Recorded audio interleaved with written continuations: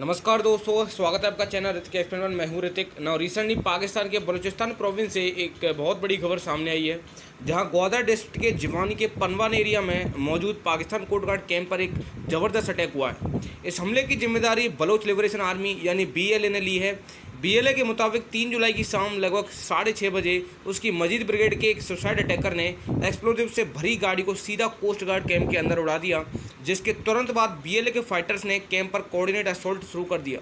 BLA का दावा है कि इस ऑपरेशन में 30 से ज़्यादा पाकिस्तानी सिक्योरिटी पर्सन मारे गए हैं और कई अन्य घायल हुए हैं, लेकिन पाकिस्तान की तरफ से अभी तक इस कैजुअलिटी फिगर की आधिकारिक पुष्टि नहीं की गई है, इसलिए इस नंबर को फिलहाल सिर्फ BLA का क्लेम ही माना जा रहा है।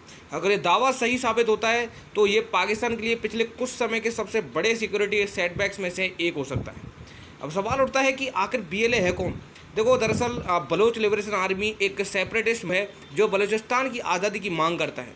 इस ग्रुप का आरोप है कि पाकिस्तान बलूचिस्तान के गैस, मिनरल्स और दूसरे नेचुरल रिसोर्सेज का फ़ायदा उठाता है, लेकिन लोगों को उनका हक नहीं मिलता।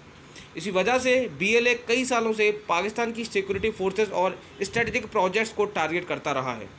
ग्वादर की इम्पोर्टेंस भी बहुत ज़्यादा है, क्योंकि यही पाकिस्तान का डीप सी पोर्ट है और यही चाइना पाकिस्तान इकोनॉमिक कॉरिडोर यानी CPEC का सबसे इम्पोर्टेंट हब माना जाता है। चाइना ने इस प्रोजेक्ट में बिलियंस ऑफ डॉलर इन्वेस्ट किए हैं और इसी वजह से ग्वादर पाकिस्तान और चाइना दोनों के लिए स्ट्रेटेजिक इम्पोर्टेंस रखता है। पिछले कुछ महीनों में भी BLA ने अपनी स्ट्रेटजी बदलते हुए पाकिस्तान कोस्ट गार्ड की पेट्रोल बोट पर पहला मैरीटाइम अटैक किया था, जिससे ये संकेत मिला था कि ग्रुप अब सिर्फ लैंड ही नहीं बल्कि सी बेस्ड टारगेट्स को भी निशाना बना रहा है। अब कोस्ट गार्ड कैंप पर हुआ ये नया हमला दिखाता है कि इंसर्जेंसी और ज़्यादा एग्रेसिव होती नजर आ रही है।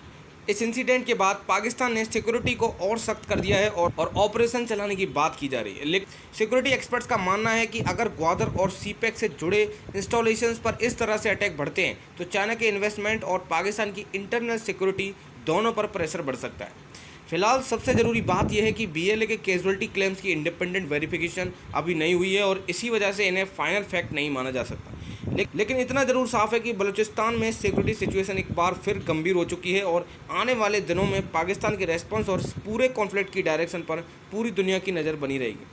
ना इससे रिलेटेड कोई भी अब डेवलपमेंट आती है तो मैं वीडियो अपलोड कर दूंगा। ऐसे अपडेट्स के लिए चैनल को सब्सक्राइब कर लेना। जय हिंद।